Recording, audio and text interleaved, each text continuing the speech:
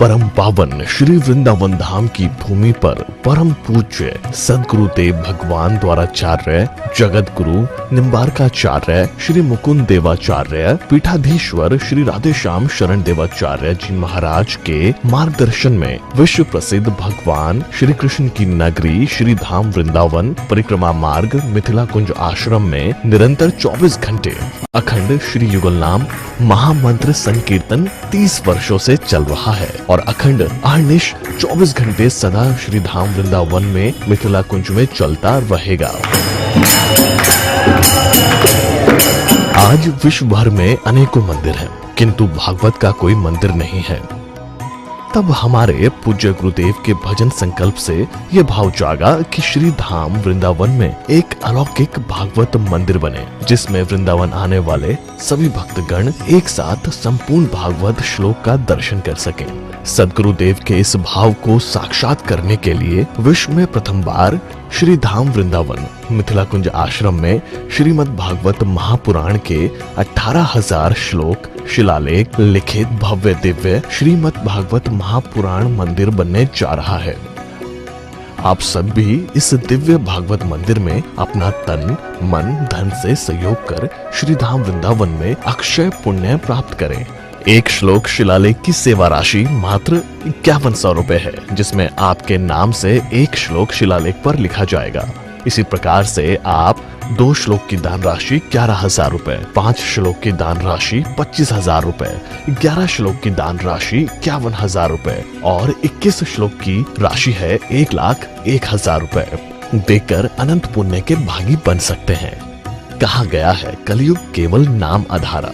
हम सब भी श्री धाम वृंदावन में अपने नाम से या अपने पूर्वजों के नाम से या घर में समस्त विघ्न बाधाओं को दूर करने के लिए श्री धाम वृंदावन में अखंड संकीर्तन कराने का अलौकिक पुण्य प्राप्त कर सकते हैं। साथ ही आपके द्वारा प्रदान किया गया सेवा राशि से हरि नाम संकीर्तन के साथ साथ संतों का भोजन एवं गौ माता के लिए गौग्रास समर्पित किया जाएगा।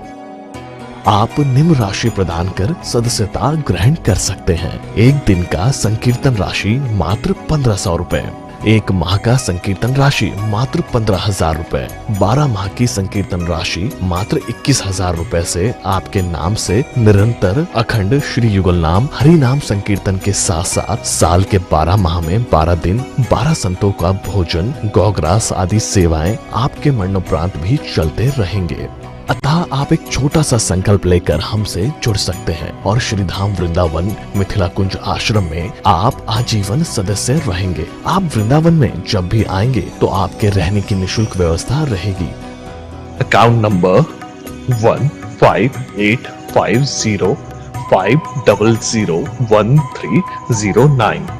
अकाउंट होल्डर नाम Mithila Kunj trust, RTGS, NEFT, IFSC code ICIC 00011017, branch Vrindavan. Mobile number 9410810861। UPI Mithila Kunj trust @ICICI। ये संस्था 80G के अंतर्गत कर मुक्त है, जिसके द्वारा आप अपने दान पर टैक्स की छूट प्राप्त कर सकते हैं। आपके दान राशि की रसीद आपको बाय पोस्ट संस्था द्वारा भेजी जाएगी। साथ में आपको संस्था का प्रमाण पत्र भी दिया जाएगा। आइए हम सब मिलकर इस दिव्य भागवत मंदिर में अपना तन मन धन से सहयोग कर श्री धाम वृंदावन में एक अलौकिक भागवत श्लोक मंदिर का निर्माण करें। अधिक जानकारी के लिए संपर्क करें और मिथिला कुंज आश्रम से जुड़ने के लिए फेसबुक, यूट्यूब और इंस्टाग्राम मिथिला कुंज ऑफिशियल पेज को फॉलो करें।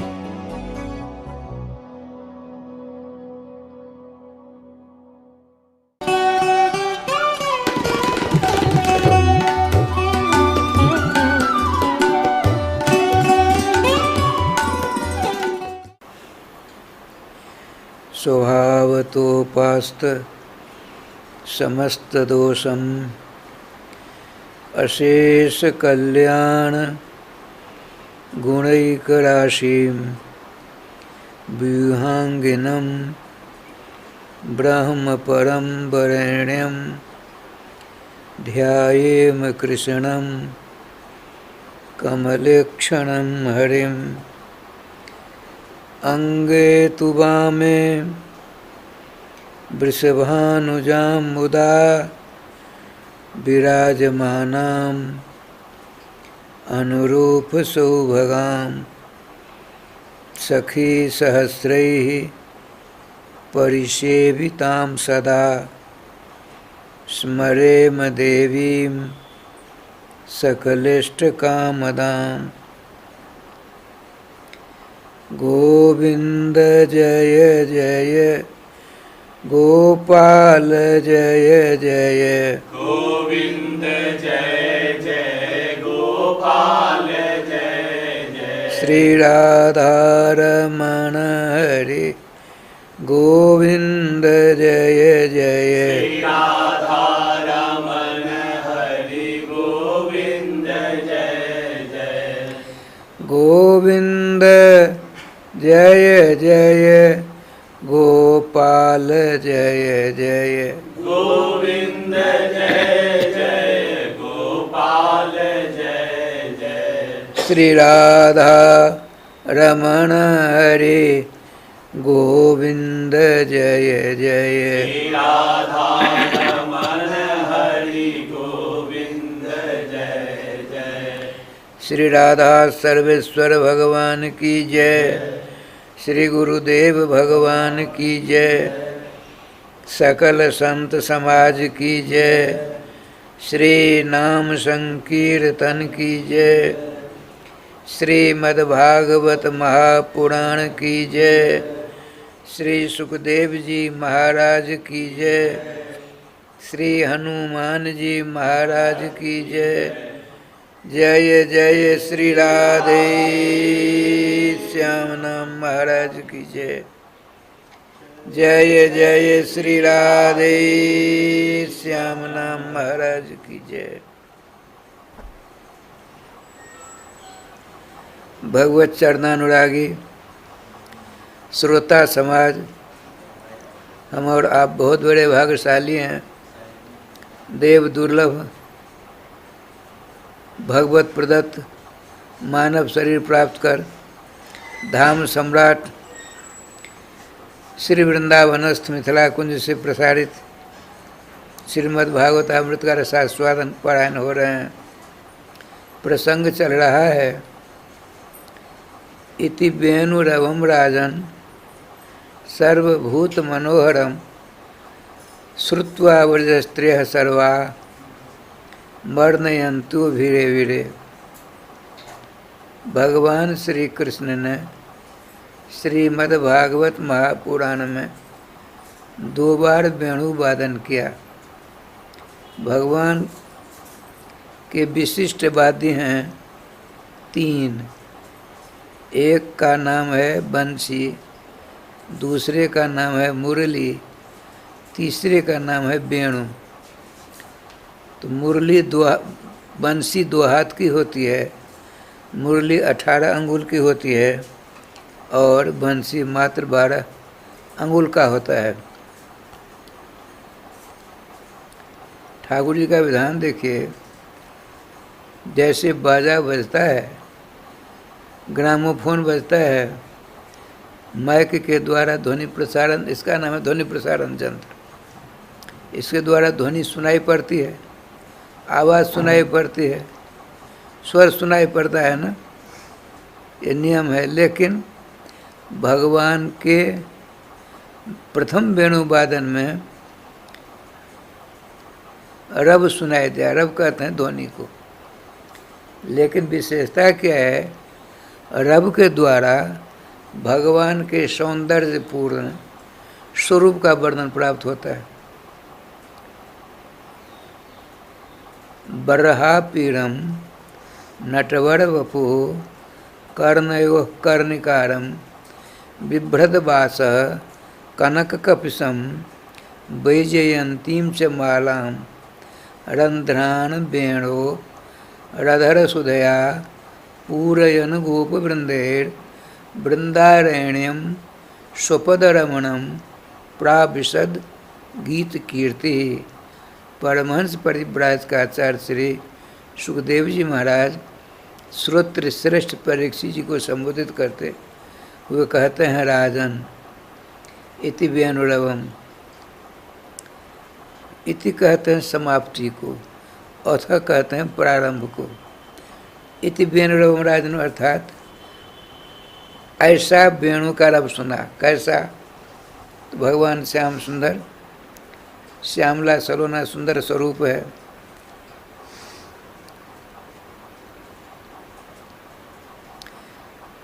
सायंकाल की बेला है, दिन भर गौचारण कराते थे। सायंकाल की बेला में 2-4 बछड़े, 2-4 गौएं, 2-4 ग्वाल वाल नहीं है। श्री सुखदेव जी कहते हैं कृष्ण वत्से ही असंख्याते, असंख्य बछड़े हैं, असंख्य गौएं हैं, असंख्य ग्वाल वाल हैं। उसकी रूपरेखा कैसे सो बताते हैं। 2 बड़े ग्वाल मोटी मोटी लठ को लेकर के अपनी गर्दन पर रखकर आगे आगे चलते हैं, ये मार्ग निर्देशक के रूप में। उनके पीछे अनगिनत गौएं हैं, उनके पीछे अनगिनत बछड़े हैं, उनके पीछे अनगिनत ग्वाल वाल हैं। ठीक है। उनके पीछे भगवान श्री कृष्ण और बलराम जी हैं। भगवान श्री कृष्ण की झांकी का वर्णन वेणुध्वनि के द्वारा प्राप्त होता है। भगवान कैसे हैं? श्यामला सलोना सुंदर स्वरूप है, काले काले घुंघराले बाल हैं, उन्नत भाल है और धनुषाकार भ्रुकुटी हैं, बड़ी बड़ी आँखें हैं, समो कर्णो कान दोनों बराबर हैं, तोता के समान नासिका भगवान श्री कृष्ण की है और दर्पण के समान, ऐना के समान चमकीले कपोल हैं और लाल लाल दोनों होठ हैं। चिबुक में गड्ढा है, शंख के समान आपकी ग्रीवा है, लंबी लंबी दोनों भुजा, आजान लंबित भुजा है। ये सब के सब सौभाग्य वर्धन है। उन्नत वक्षस्थल है, हृदय गड्ढा है, गहरा है। उनके उदर में 3 बलियां पड़ी हुई हैं, 3 रेखाएं हैं। ठाकुर जी का विधान बड़ा बलवान है। राधे श्याम। गोविंद जय जय गोपाल जय जय, गोविंद जय जय गोपाल जय जय, श्री राधा रमण हरे गोविंद जय जय, गोविंद जय जय, श्री वृंदावन बिहारी लाल की जय। अब देखिए, श्याम सुंदर तो श्याम सुंदर है, श्यामला सलोना है और सबसे पीछे चल रहे हैं गौओं के चरणों की उड़ी हुई रज, बछड़ों के चरणों से उड़ी हुई रज, असंख्य ग्वाल वाल जब चलते हैं उनके चरणों से उड़ी हुई रज। राधे श्याम जी, अंधेरा जैसा हो गया है, उसी अंधेरा धूल में भगवान श्री कृष्ण बलराम चल रहे हैं। तो आपने अपने सर पर, अपने मुकुट पर मोर का पंख लगा रखा है और नटवर वपु कुशल नाच करने वाले जैसी आपकी शक्ल है। नृत्य करने वालों में सबसे श्रेष्ठ भगवान शंकर माने जाते हैं, लेकिन उनके भी बाबा गुरु श्री कृष्ण हैं। भगवान श्री शंकर विषधर को अपने अंग प्रत्यंग में लगाए हुए होते हैं, लेकिन सांप के फनों पर उन्होंने कभी नाच नहीं किया। भगवान श्री कृष्ण काली नाग, मूल में लिखा है कृष्णा विदूषितम कृष्णाहिना। कृष्णा माने गंगा जी को, कृष्ण माने काले, काली नाग के विष के द्वारा दूषित देखकर भगवान श्री कृष्ण उसको दूरी करने की इच्छा प्रकट की। उसको दूर करने का विचार किया। तो कैसे हुआ?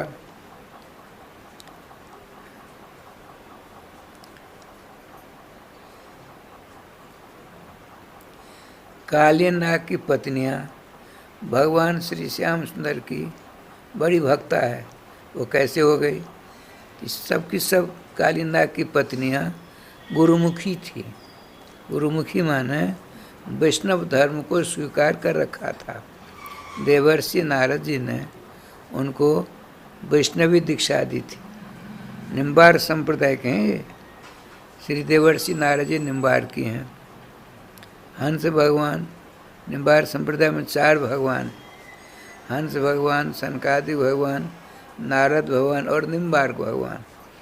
और निम्बार्क भगवान वेदव्यास जी के छोटे गुरु भाई हैं। ऐसा वर्णन प्राप्त होता है। ठाकुर जी कृपा से प्रसंगानुसार अपने गुरुदेव देवर्षि नारद जी के मुखारबिंद से नाग पत्नियों ने भगवान श्री कृष्ण के दर्शन तुमको होंगे ऐसा आशीर्वाद प्राप्त है। अब कब दर्शन होंगे? देखिए, भगवान श्याम सुंदर सत्यम कर्तुम ऋषि बचा, ऋषि प्रवर श्री नारद जी हैं। उनकी वाणी को सत्य करने के लिए मनश्चक्रे, श्रीमद् भागवत महापुराण में 6-7 बार भगवान ने मन बनाया। काली नाग को, जमुना जी को दूषित कर रहा है, उसको बाहर करने के लिए मन बनाया। रासलीला करने के लिए मन बनाया। कुब्जा 3 जगह से टेढ़ी मेढ़ी थी, बताते मनश्चक्र, रिजुम कर तो मनश्चक्र, उसको सीधी करने के लिए मन बनाया। भगवान ने कई बार मन बनाया है। ठाकुर जी का विधान देखिए। सर्वेश्वर श्याम सुंदर ने सोचा यमुना जी को इस भयंकर विष से दूर कैसे करूं। आपने देवर्षि नारद जी का स्मरण किया। देवर्षि नारद जी आते हैं तो आपने अपने शिष्या को मेरे दर्शन का आशीर्वाद दिया। अब संजोग बनाओ। प्रभु आप तो सर्वांतर्यामी हो। नारद जी कहते, हमसे पूछते हो? नहीं नहीं, आपको बताना पड़ेगा। प्रभु देखिए,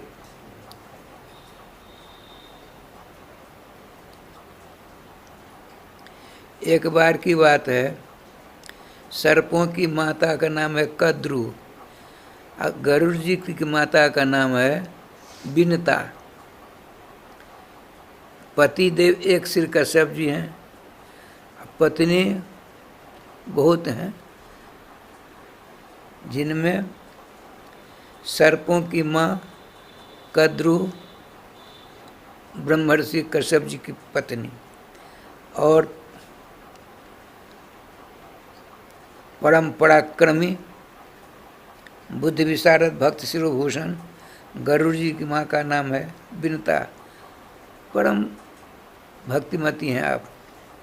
अब देखिए ठाकुर जी का विधान, बड़ा विलक्षण हिसाब किताब है।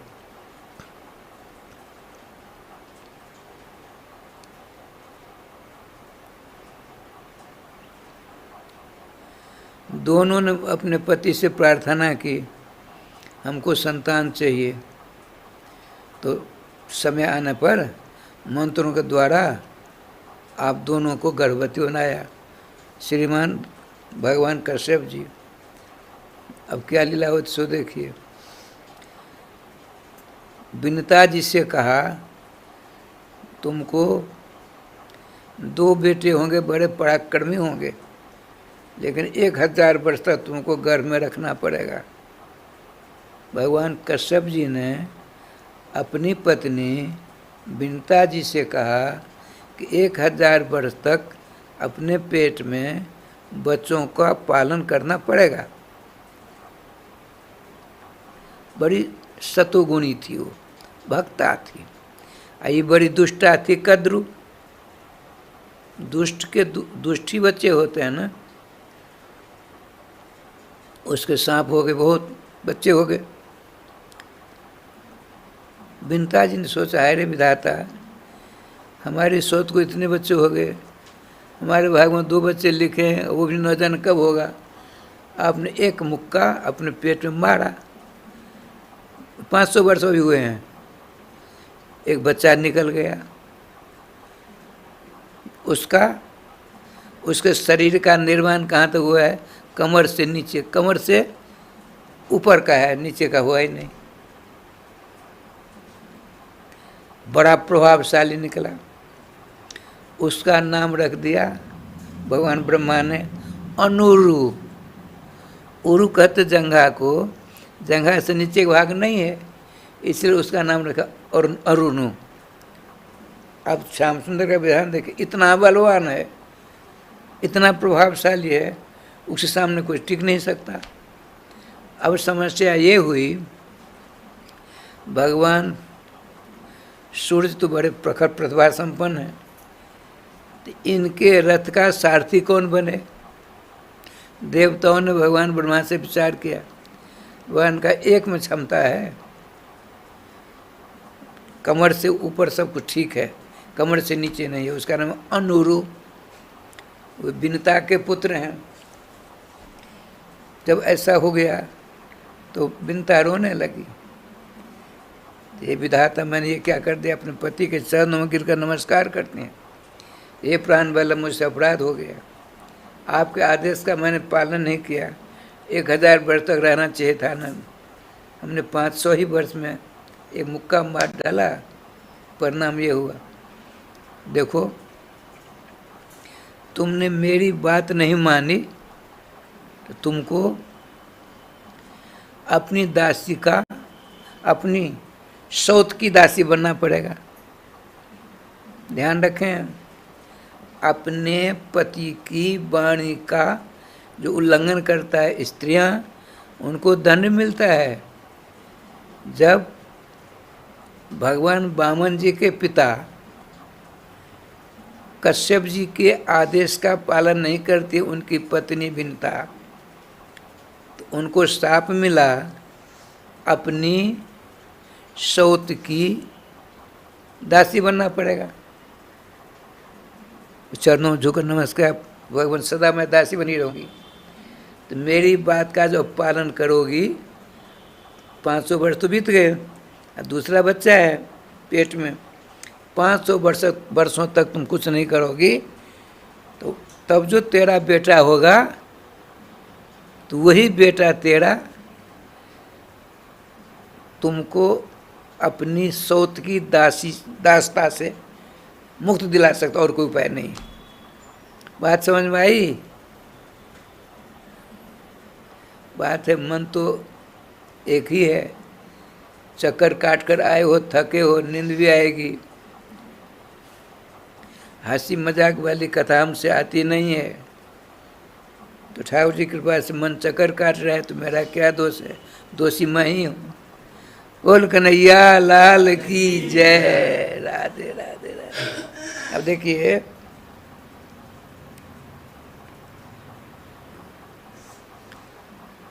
तो सूर्य के रथ के सारथी कौन बने? गरुड़ जी के बड़े भाई अनुरु जी, जो कमर से ऊपर का भाग है, बहुत ही बलवान है, सूर्य के किरण को सहने की क्षमता उनमें है। कहीं 1000 वर्ष बाद आते तब क्या होता? ठाकुर जी का विधा। अब 1000 वर्ष के बाद बच्चा प्रकट होता है, देवताओं ने फूलों की वर्षा की, ब्रह्मा जी ने नाम रखा गरुड़ जी। गरुड़ जी इतने बलवान हुए, इतने बलवान हुए राजश्याम जी, उनको ताकत का अहंकार हो गया। देखिए, अहंकार हो गया, सबको परास्त कर डाला। भगवान विष्णु आते हैं युद्ध करने के लिए, किनसे? गरुड़ जी से। वर्षों युद्ध हुआ, तो भगवान विष्णु की पैतराबाजी से खुश होकर के गरुड़ ने कहा, विष्णु तुम्हारी युद्ध कला से हम खुश हैं, वरदान मांगो। ये देखिए, राधा गोविंद राधा गोविंद। भगवान का आप हमको वरदान देना चाहते हो तो मेरी सवारी बन जाओ, हम तुम्हारे घर पीठ पर बैठ करके चक्कर काटेंगे, मेरा नाम गरुड़ वाहन होगा। क्या तथास्तु। ये देख ठाकुर जी का विधान। अब देखिए क्या लीला हुई। एक दिन माताओं में बड़ी अनमन होती रहती है, सत्यासत का विवेक इनमें नहीं होता, झूठ बहुत बोलती हैं।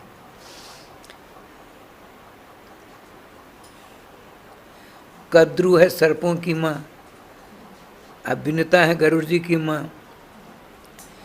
एक दिन सायंकाल की बेला में दोनों एक जगह बैठी थी, बातों बात में यह निर्णय यह हो गया कि भगवान सूर्य के घोड़ों की पूछ सर्पों की माँ ने कहा काली है, गरुड़ जी की माँ ने कहा नहीं, भगवान सूर्य के रथ में 7 घोड़े हैं, सफ़ेद हैं, उनकी पूछ भी सफ़ेद है। लेकिन राय समझी यहाँ तक बात बन गई। कद्रू ने कहा यदि काली पूछ हुई तो क्या करोगी, तुम ही बताओ। यदि सूर्य के घोड़ों की पूछ काली हुई तो तुमको जीवन भर मेरी दासी बनना पड़ेगा। सर्पों की माँ ने कहा, गरुड़ जी की माँ ने कहा अच्छा एक बात बता बहन, यदि सफ़ेद है ही है, सफ़ेद हुआ तब तो मैं जीवन भर आपकी दासी। ये शाम को निर्णय हुआ। कद्रू जानती थी कि हमने गलत निर्णय लिया है, और खाना पीना बंद करके बैठ गई। बांसुरी आदि ना गए, माँ क्यों उदास हो, तो अब तो हम तुम्हारे माँ नहीं रही। क्यों?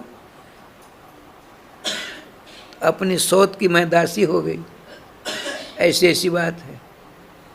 सूर्य के घोड़ों की पूंछ सफ़ेद है, हमने कह दिया है कि काली। यदि सफ़ेद हो गई तो सदा के लिए मैं जीवन पर्यंत अपनी सोच की दासी बनूंगी, और यदि काली हो गई तो वो मेरी दासी बनेगी। तो वहाँ कोई उपाय है? उपाय तो है। तुम काले काले जो हो, अब मात्र 10 मिनट की बात है, हम दोनों जाएंगे। उस समय में उसकी घोड़ों की पूंछ काली चाहिए। यदि काली हो गई तो हमारी दासी हो जाएगी, और नहीं सफ़ेद रह गई तो मैं उसकी दासी हो जाऊंगी। ऐसा चिंता मत करो, तो जल्दी जल्दी करना। ठीक है। अब क्या लीला होती है, तो काले काले दुष्ट सांपों ने सूर्य के घोड़ों की पूंछ में लिपट गए सब के सब काले सांप, वो काले काले दिखने लगे। दोनों माताएं जाती हैं, सर्पों की और गरुड़ जी की। उस समय में तो राय श्याम जी सूर्य के घोड़ों की पूंछ काली हो गई। सर्पों की मां ने कहा बहन क्या हुआ? ठीक है, हम आपकी सदा के लिए दासी हो गई। देखिए क्या लीला होती है। अब प्रथम दिन है आज। गरुड़ जी नित्य नियम करके अपनी माँ के चरणों में नमस्कार करने आते। माँ के पास आते हैं। माँ उदास, अपनी माँ का उदास, अपनी माँ को उदास कभी जीवन में नहीं देखा था, प्रथम बार देखा। कि माँ क्या बात है? तो लाला अब मैं तेरा माता नहीं हो रही, अब तो मैं दासी हो गई। कैसे? सारी बात बताई। तो पूछो कोई उपाय है? दासता से मुक्त करने का कोई उपाय है? राधे राधे। आसन बदल दीजिए, आंख बंद हो रही है। देखिए जहाँ कहीं कथा हो, कीर्तन हो, सत्संग हो, आंख बंद कर नहीं सुनना चाहिए। आंख बंद कर सुनने से कुंभकर्ण निद्रा आकर बैठ जाती है, गाढ़ नींद आ जाती है, पता नहीं पड़ता है। यहाँ बैठे हैं, चले गए पटिटो, चले गए नोएडा। मन की गति बड़ी विलक्षण, इसलिए सावधान। ठाकुर जी का विधान देखिए क्या लीला हुई। बिनता जी जाती हैं कद्रू पास बहन, एक निवेदन करूं, बोलो। तो आपका की तो मैं दासी हो गई। दासी से छुटकारा प्राप्त करने के लिए कोई उपाय है? अरे विचार कर कहूंगी। अपने बेटों को बुलाया। दुष्ट देखे दुष्टता नहीं छोड़ते। जब दुष्ट दुष्टता नहीं छोड़ते, साधु को साथ साथ छोड़ देनी चाहिए? नहीं। सर्पों ने कहा, माँ बहुत बढ़िया मौका है, गरुड़ जी बहुत बड़े बलवान हैं। गरुड़ जी की माँ तुम्हारी दासी से छुटकारा प्राप्त करना चाहती हैं, तो यही शर्त कर दो। क्या? स्वर्ग से अमृत लाकर यदि हमको दे दें, हम लोग अमृत पीकर अमर हो जाएंगे। राधे श्याम, आसन बदलिए। तो क्या होगा? सदा के लिए दासता से मुक्त हो जाएगी। कदुर जी आई, अपनी सौत बिंदा से सारी बात बताई। कहा ठीक है। श्री जी का विधान देखिए क्या लीला हुई। गरुड़ जी की माँ ने कहा ऐसे ऐसी बात लाला। ठीक है माँ, चिंता मत करो। देखिए भगवान श्री, ये भूमिका हमने क्यों बनाई? भगवान श्री कृष्ण काली हृदय के पास में एक पेड़ था कदम का, वह बचा हुआ था। वो कैसे बच गया, इसलिए कहनी पड़ रही सारी बात। जाते हैं, देवताओं को परास्त करके अमृत का घड़ा लिया, चले। भगवान बृहस्पति जी नारद जी के पास पहुँचे। देखिए दुष्ट स्वतः दुष्ट हैं। कहीं अमृत पी लिया तो ग्रह ग्रसित पुण्य बात बसता पर बिछी मार, ताई प्यायो बारू नहीं तो कहो कौन उपचार हो जाएगा। ये जन्मजात दुष्ट हैं सर्प। कहीं अमृत मिल गया तो गड़बड़ हो जाएगा। देवर्षि कुछ उपाय करिए। अच्छा आप चिंता मत करो, हम जाते हैं व्यवस्था करने के लिए। गरुड़ जी चक्कर काटते हैं, देवता परास्त होकर फिर आते हैं। तो काली हृदय के पास में एक था रेशम कदम का बड़ा विशाल पेड़। उस पर बैठकर थोड़ा विश्राम करना चाहता, तब तक आगे देवताओं का झुंड आया। उसमें से एक बूंद उस पेड़ के ऊपर गिरा। और बताते हैं काली नाग जो उसमें रहता था, उसमें इतनी विष की ज्वाला थी जो चारों ओर 6 से 7 किलोमीटर तक एक भी हरा पेड़ नहीं था। ये कैसे बच गया? तो गरुड़ जो देवताओं को परास्त कर आए थे, बैठे थे, एक बूंद उसमें गिर पड़ा, इसीलिए काली नाग के विष का प्रभाव उसके ऊपर नहीं पड़ा। अब देखिए देवर्षि नारद जी पहुँचते हैं सर्पों के पास। देखो भाई तुम लोग बड़े भाग्यशाली हो, मूर्ख को प्रशंसा कर दीजिए तो गोविंदाय नमो नमः।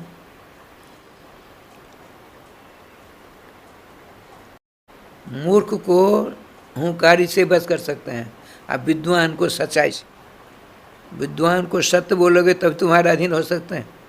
अब मूर्ख हाँ मिला दो, जो कुछ करवा लो। देवर्षि नारद ने कहा सर्पो तुम लोग बड़े भाग्यशाली हो, गरुड़ जैसे तुम्हारे विमाता भाई हुए। अब तुम बहुत जल्दी अमृत पीने वाले हो, लेकिन एक बात है, अमृत 1 घंटा ज़्यादा नहीं रह सकता। ऐसा है राय समझिए, इतनी जगह झूठ बोलने से पाप नहीं होता है।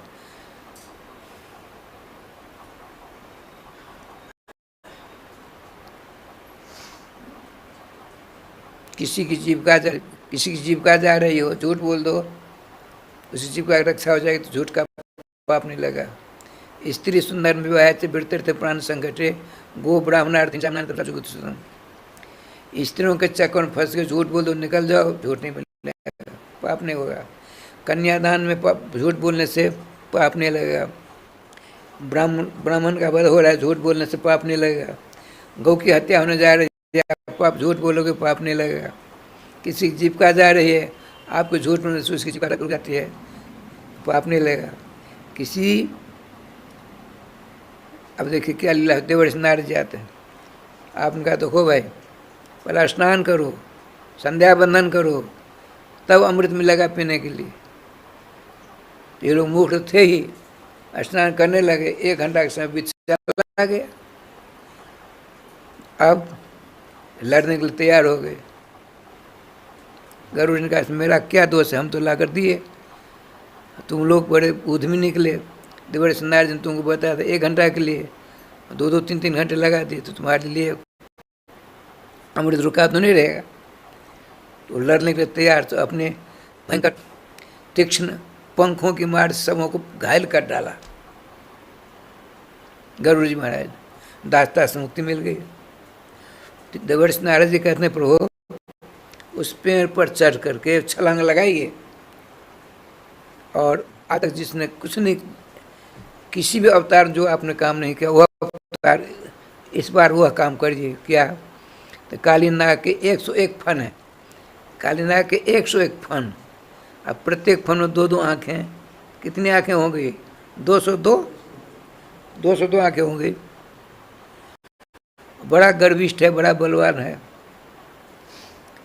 भगवान श्याम पेड़ पर छलांग लगाते हैं, उसके फन पर चले गए। ठाकुर जी का विधान, भगवान श्री कृष्ण को चारों ओर से उसने जकड़ लिया। अब भगवती श्रुति कहती हैं अनोरनियान महतो महियान, भगवान अणु से भी अणु है, महान से महान। उसने सोचा मैं ऐसा जकड़ लूँगा, मार डालूँगा। भला गोपाल भगवान श्याम सुंदर को मारने की धारणा करने वाला बद्रमूर्ख है। भगवान अपने मंगल बिगड़ को जरा मोटा कर दिया, इसकी नसें ढीली हो गई। भगवान श्याम सुंदर के मंगल बिगड़ को छोड़ा, भगवान ने छलांग लगाई, उसके फन पर चले गए, उसकी पूंछ पकड़ ली। भगवान श्री कृष्ण ने काली नाग की पूंछ 1 है, मस्तक फन 101 है। अब नृत्य करते हैं। एक बढ़िया नाचने वाला हो, अब बाजा नहीं हो तो अच्छा लगेगा। देवताओं ने तुम्बुरु, नारद आदि, गंधर्व आदि सब के सब नाना प्रकार आजे काजे बाजे लेकर के सब सब तैयार है। अब भगवान नृत्य करते हैं। सूरदास जी कहते हैं कैसे नाचे भगवान, तो देख लो, तांडव गति मुंडन पर, तांडव गति, भगवान शंकर तांडव नाच करते हैं, लेकिन सांप के ऊपर नहीं। इसीलिए बताया गया है नट बड़ बबू नटानाम बड़ श्रेष्ठ शंकर तस्मै अपि बम अमृतम पुष्णाति ददाति जैसा नटवर बबू श्री कृष्ण। हम जब सोचते हैं हमारे प्राण वल्लभ ने कौन सी ऐसी तपस्या की जिसके कारण आप इनके फनों पर नृत्य करते हो। प्रभु पति प्राणान प्रदीयता, हम आपके चरणों में बार बार नमस्कार करते हैं। हमारे पति के प्राण बचा लीजिए, हमारे पति के प्राण बचा लीजिए। भगवान का चिंता मत करो। काली नाग यहाँ से जाओ। देखिए बताते हैं वृंदावन के रसिक, वृंदावन रसिक बताते हैं राधा रानी के चरणों के रज जिसको प्राप्त होता है उसका ब्रजवास होता है। अब भगवान श्री कृष्ण का चरण का जो स्पर्श होता है ब्रज से बाहर जाना पड़ता है। राधे राधे श्याम मिला दे। भला बताइए, सारे देव समुदाय देख रहे हैं, आजे गाजे बाजे बजाते हैं, काली नाग के फनों पर नाच करते हैं भगवान। अब परिणाम क्या मिला कि अपने पूरे पैर को लेकर के यहाँ चले जाओ। ब्रज से बहिष्कृत होता है कि नहीं? अर्थात रसकों का सिद्धांत देखिए, एक बात है, यदि ऐसा सिद्धांत आप मान लोगे तो शक्तिवाद का प्रश्रय हो जाएगा। निम्बार्क संप्रदाय में जैसे गौड़ेश्वर संप्रदाय में राधा रानी को ब्रह्मांड में सर्वश्रेष्ठ भक्त भगवान के कौन है?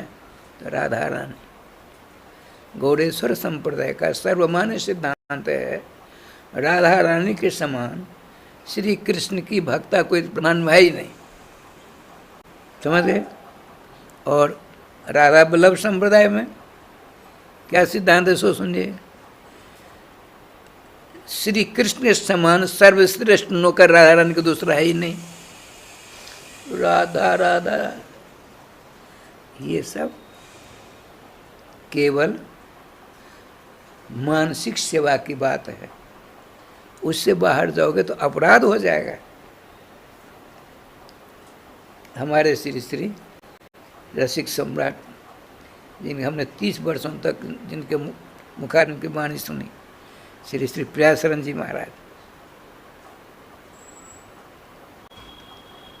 अपने समय में सर्वश्रेष्ठ रसिक श्रेय करते हुए। अच्छा,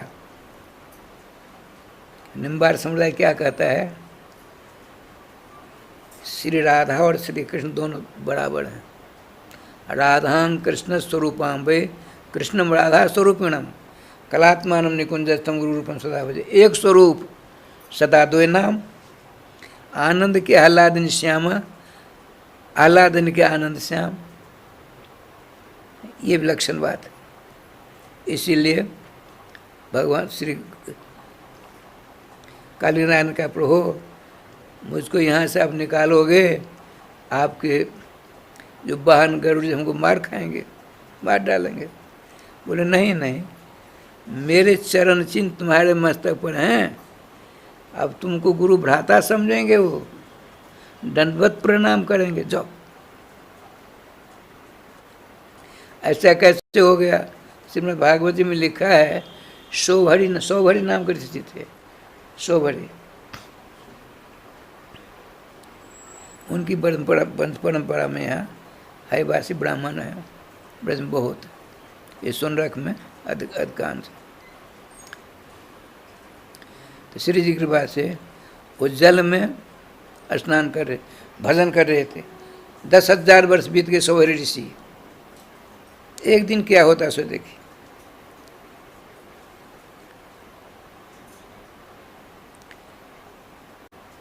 मत्स्य और मत्स्य दोनों का विहार देखकर उनका मन चलायमान हो गया। बाहर आते हैं, बहुत बड़ा एक मत्स्य था, उसको मार डाला था गरुड़ जी ने।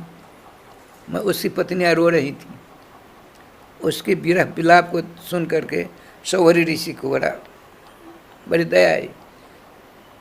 क्यों रो रही हो? तो ऐसी बात।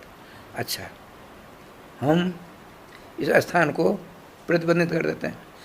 अब यदि गरुड़ जी दोबारा आएंगे तो उनका मस्तक 100 टुकड़ों में विभाजित हो जाएगा। इसीलिए गरुड़ जी वहाँ नहीं आते थे। अब इच्छा क्या हुई थी सो देखिए ठाकुर जी का विधान। शोभरी ऋषि मत्स्य का विहार देख करके विचार हम विवाह करें। 10,000 वर्ष तक पानी भजन करने वाले हैं। देखिए भगवान की माया। पूछा लोगों से, वर्तमान राजा कौन है आजकल? अयोध्या नरेश। उन दिनों अयोध्या नरेश थी कोई, मानधाता जी, अयोध्या मानधाता। उनकी 50 कन्या थी, लड़का नहीं था। 50 बच्चे राजकुमारियाँ थी, राजकुमारी। आपने कहा चलो पहुँचते हैं। देख करके राजा धीराज, चक्रवर्ती सम्राट मानधाता जी ने चरणों नमस्कार किया। प्रभु क्या आदेश होता है? देखो भाई, मत्स्य का विहार देखकर मेरे मन में विवाह करने का विचार हो गया। तो आपकी 50 कन्याएं हैं, उनमें से एक के साथ मेरा विवाह कर दो। अरे राम राम। श्रीमान मानधाता जी ने सोचा कि बड़े उग्र स्वभाव के हैं, यदि मैंने नहीं कर दिया तो साफ दे देंगे, और यदि उन 50 में किसी एक का विवाह इसके साथ कर दूँ, उसका जीवन दुहर हो जाएगा। तो क्या करूं? भगवान का नाम लेते हैं। जब कभी किसी प्रकार की समस्या आपके सामने आवे, भगवान के नाम की शरण लीजिए, सारी समस्याओं का समाधान हो जाता है। सो नहीं लेते हैं, बाप रे बाप कहते हैं लोग, मैयारी मैया कहते हैं, राधे श्याम सीताराम नाम नहीं लेते हैं। राधे राधे राधे राधे, ये दुर्भाग्य है। जो आपके सबसे प्यारे हैं, सबसे हितैषी हैं, सबसे शुभरक्षक हैं, उनको भूल जाते हैं। उनका मुझको भूलते रहो, राधे राधे करते रहो। मानदास जी ने नाम की शरण ली, नाम भगवान क्या सुंदर बुद्धि प्रदान करते। देखिए आप उनका भगवान, आप अंदर जाइए, हम एक राज कर्मचारी को साथ कर देते हैं, जो आपको पसंद करें उनके साथ विवाह कर लेना। कैसी बढ़िया चाल खेली राजा ने। कोई पसंद नहीं करेगा, हड्डियां चमक रही हैं, जा रहे हैं, आपने सोचा राजा ने तो हमको ठग लिया, भला इस बूढ़े अवस्था से कौन विवाह कर सकती। ऐसा सुंदर स्वरूप कामदेव का धारण किया किसने? महामना सौभरी जी ने कामदेव का उद्धार किया। जो अंदर जाते हैं, राज कर्मचारी ने पिताजी की बात सुनाई तो क्या, अहम पूर्वम न तुम तिप्रो हो। अरे सखी, अरे बहन, तेरे जोग नहीं है, मेरे जोग हैं। उनका नहीं, तेरे जोग नहीं, मेरे जोग हैं। कलह होने लगा। सौभरी जी ने कहा चिंता मत करो, हम सबों के साथ विवाह कर लेंगे अकेले। देखिए 100 जी विवाह हो, कितने हो गए? 51 हुए कि नहीं हुए? 50 स्त्रियां हुई, 151। और राजा साहब ने सोचा इनका न घर न द्वार कुछ न परिवार कहीं नहीं है, मुझको बेटा नहीं, तो घर जमाई बना लिया। सौभरी जी घर जमाई बना माता जी ने, खूब बढ़िया चकाचक महाराज से बनकर चकाचक हो गए। अब ठाकुर जी का विधान देखिए, 50-50 लड़के पैदा कर लिए। कितने हो गए? 2500। 1 से 51, 51 से 2551।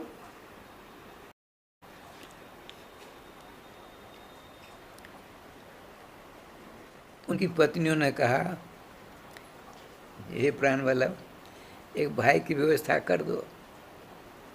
तो मंत्रों के द्वारा मानधाता जी का पुत्र बना दिया।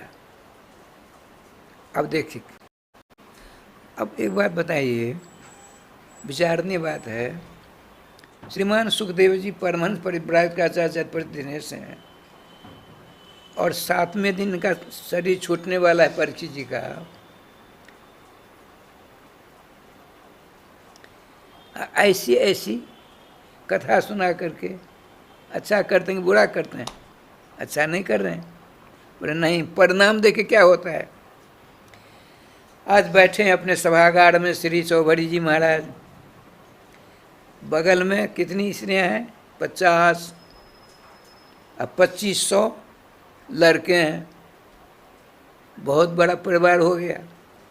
आपने कहा देवियों, बच्चों, अब हमने देख लिया, अब जाते हैं भजन करने के लिए, राधे राधे करो। उनका हमको ले चलो सब। उनका ना, यही भजन करके भगवत पद प्राप्त करना। हम जाते हैं, अकेले थे, अकेले रहकर भजन करेंगे। राधे राधे। परिणाम क्या हुआ? इतनी बड़ी माया, इतना बड़ा माया का जाल बिछा, अंत तो सबसे वैराग्य हो गया। अब भजन करते करते भगवत तत्व को प्राप्त हो जाते हैं सौभरी ऋषि जी। इनकी स्त्रियां सोचा हमारे प्राण वल्लभ हमको त्याग कर चले गए, जहाँ हो गए वहीं हमको जाना चाहिए। श्री कृष्ण, कृष्ण मन चक्रु, भगवान श्री कृष्ण अपने मन को लगा डाला उन 50 में।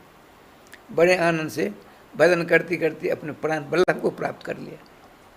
ये भागवत जी की कथा की प्रणति कहाँ होती है? वैराग्य की पराकाष्ठा पर। एक नहीं, अनेकों ऐसी कथा आती भागवत जी में। कहने का तात्पर्य ऐसा हम देखिए,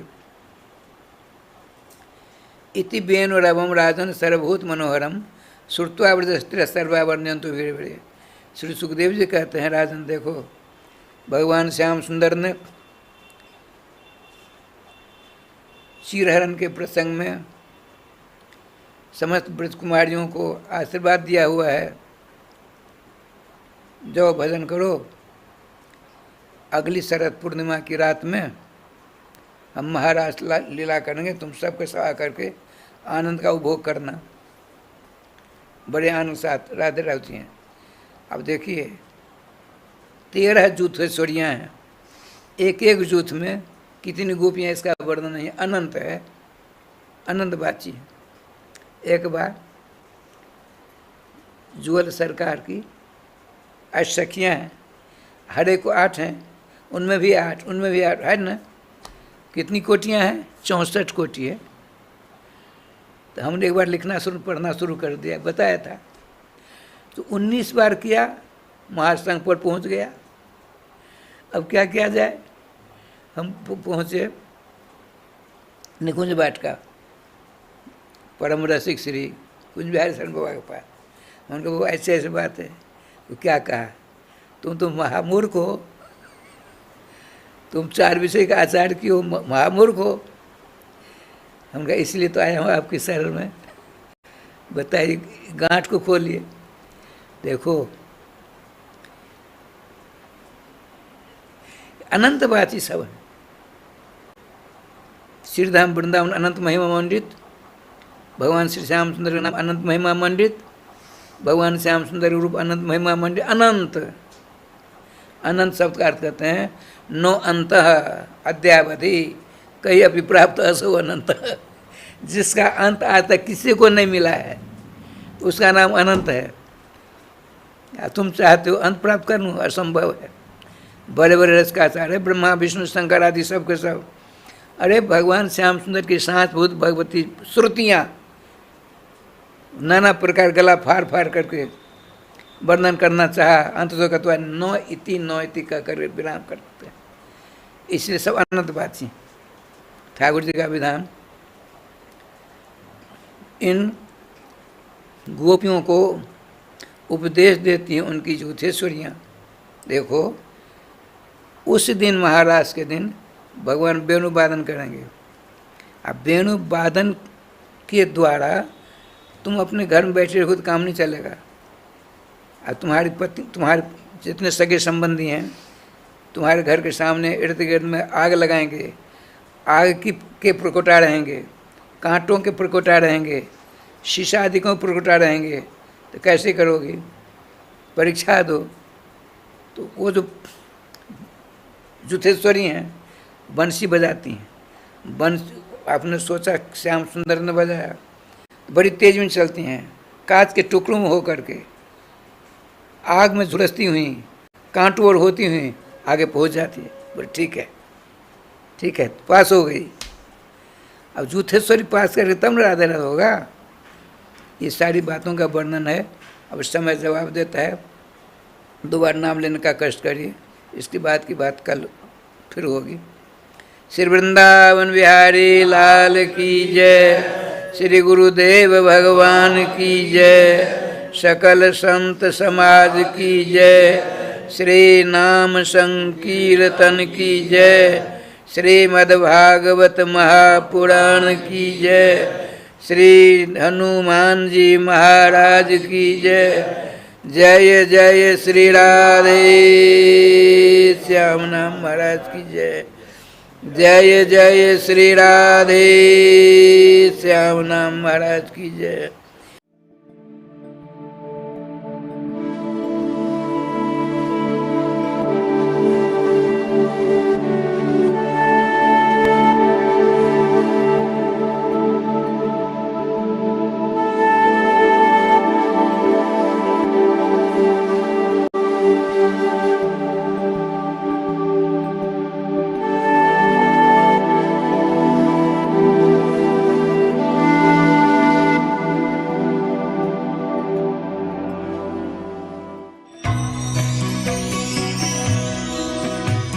परम पावन श्री वृंदावन धाम की भूमि पर परम पूज्य सदगुरुदेव भगवान द्वाराचार्य जगत गुरु निम्बारकाचार्य श्री मुकुंद देवाचार्य पीठाधीश्वर श्री राधेश्याम शरण देवाचार्य जी महाराज के मार्गदर्शन में विश्व प्रसिद्ध भगवान श्री कृष्ण की नगरी श्री धाम वृंदावन परिक्रमा मार्ग मिथिला कुंज आश्रम में निरंतर 24 घंटे अखंड श्री युगल नाम महामंत्र संकीर्तन 30 वर्षों से चल रहा है और अखंड अहर्निश 24 घंटे सदा श्री धाम वृंदावन में मिथिला कुंज में चलता रहेगा। आज विश्व भर में अनेकों मंदिर हैं, किंतु भागवत का कोई मंदिर नहीं है। तब हमारे पूज्य गुरुदेव के भजन संकल्प से ये भाव जागा कि श्री धाम वृंदावन में एक अलौकिक भागवत मंदिर बने, जिसमें वृंदावन आने वाले सभी भक्तगण एक साथ संपूर्ण भागवत श्लोक का दर्शन कर सकें। सदगुरुदेव के इस भाव को साक्षात करने के लिए विश्व में प्रथम बार श्री धाम वृंदावन मिथिला कुंज आश्रम में श्रीमद् भागवत महापुराण के 18,000 श्लोक शिलालेख लिखित भव्य दिव्य श्रीमद् भागवत महापुराण मंदिर बनने जा रहा है। आप सब भी इस दिव्य भागवत मंदिर में अपना तन मन धन से सहयोग कर श्री धाम वृंदावन में अक्षय पुण्य प्राप्त करें। एक श्लोक शिलालेख की सेवा राशि मात्र 5100 रुपए है, जिसमें आपके नाम से एक श्लोक शिलालेख पर लिखा जाएगा। इसी प्रकार से आप 2 श्लोक की दान राशि 11,000 रुपए, 5 श्लोक की दान राशि 25,000 रुपए, 11 श्लोक की दान राशि 51,000 रुपए और 21 श्लोक की राशि है 1,01,000 रुपए देकर अनंत पुण्य के भागी बन सकते हैं।